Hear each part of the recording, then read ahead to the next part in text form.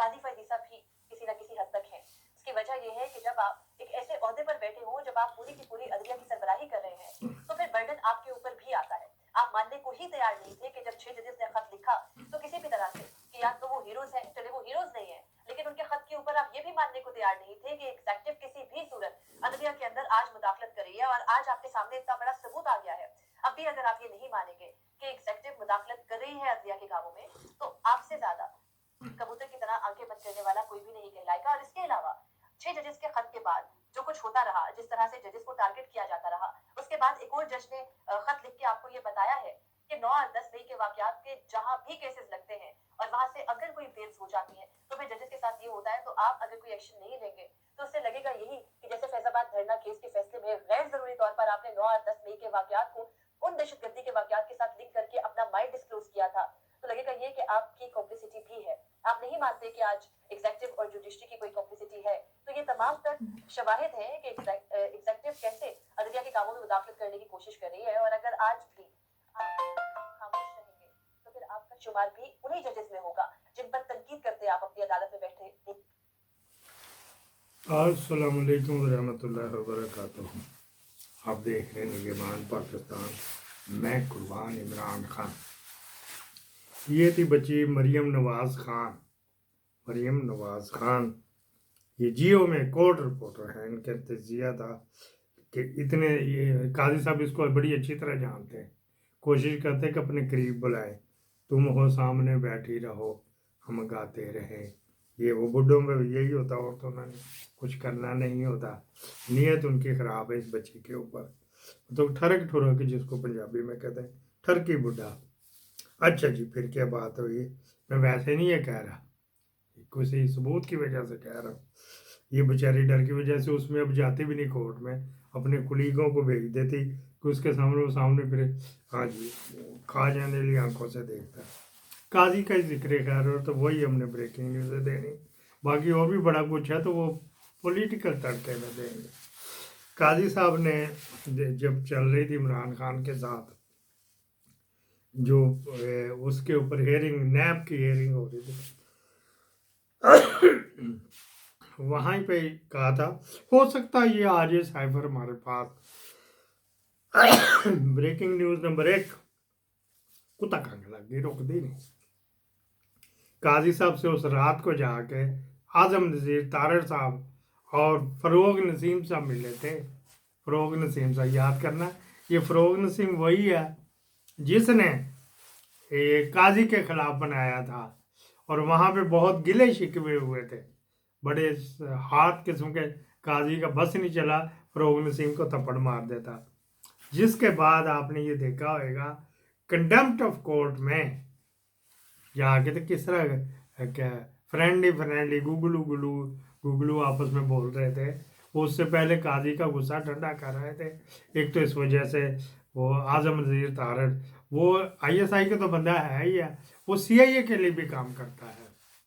अच्छा जी, वो जाके उन्होंने वहाँ पे उसका चल कान बड़ा हैंदा वजह ने करना, सर मैं तो नहीं थी, मैं तो नहीं था, वो बाजवा था, बाजवा था, फैज़ उम्मीद था, मैं तो नहीं था, मैं तो नहीं था।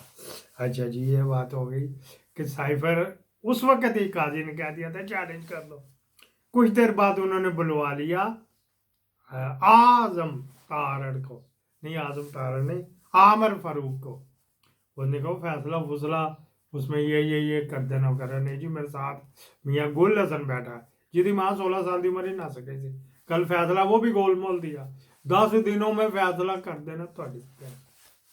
तू देख उसने हकायक बयान जो किए हैं उस पे आता है तो उसको रिजेक्ट कर या एक्सेप्ट कर। अच्छा जी, 1 महीने में कर देना। वो भाई ऊपर रख गया, गुल मीदी अमी भी जा रही है इस वक्त, उसको रगड़ना ज़रूरी था, उसमें ये भी शामिल था। अब वो बार बार कर रहे थे गुल मीद को पैगाम, इस तरह आईएसआई के अफसरान ने बजाय छेती कर भी दे, फटाफट दे, जो कटी कटना दे, कटी कटना कट दो, कट जो कटना निकालना, वो कट करके और उन्होंने और लेट कर दिया। वो लिख रहा है पता नहीं 70 सफ़े लिख रहा है, क्या कर रहा है। इन्होंने कहा यार ये तो फिर हालात नाजुक होते जा रहे हैं, ये अप्रैल होता जा रहा है, चलो उसके आने से पहले ही जो टूटे पुटे पॉइंट थे काजी ने ही बताए थे, काजी ने ही बताए थे, तो वो पॉइंटों के ऊपर उन्होंने साइफर को चैलेंज कर दिया। ब्रेकिंग न्यूज़ नंबर 1 ख़त्म हो गई। ये बच्ची जो बता रही थी, ये भी पार्ट एंड पार्सल जो है ना, वो काजी इसका हिस्सा बन चुका है। काजी ने बोला इधर आओ, इधर आओ, इधर आओ।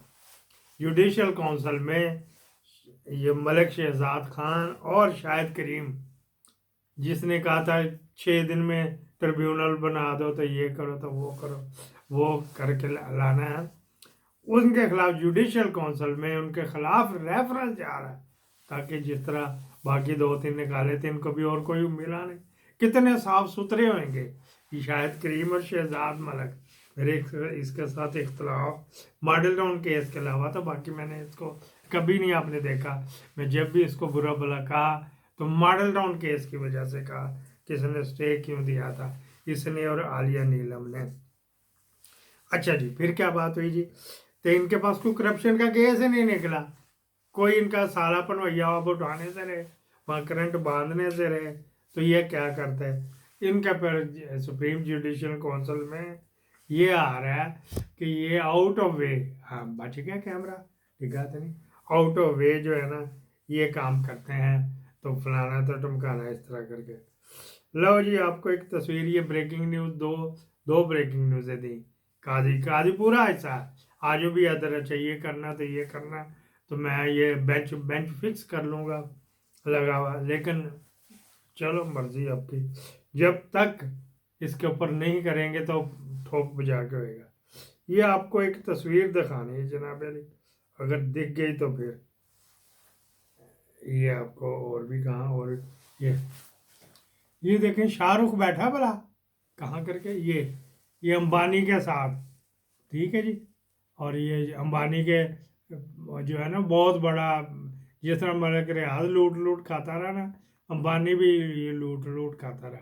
ये अंबानी का बेटा अडवाणी भी, वो पीछे जो राउंड किया हुआ है, अब ये दूर से देखें कहाँ करके, कहाँ यार इतनी दूर, वो उनका आर्मी चीफ है। यहाँ पे औकात में यही ला सकता है अगर नवाज शरीफ साथ दे तो, जरदारी तो उसकी तो औकात ही कोई नहीं। नवाज शरीफ में थोड़े से जरासीम है मिलिट्री को रोग आर्मी बनाने के, वो ला सकता है। जब तक उनको उनकी औकात में ना रखेंगे, उसकी औकात शाहरुख से भी कम है जी। दुनिया की सबसे बड़ी जो आर्मी का वो आर्मी चीफ है, और उसकी औकात, और दुनिया की सबसे बड़ी छावनी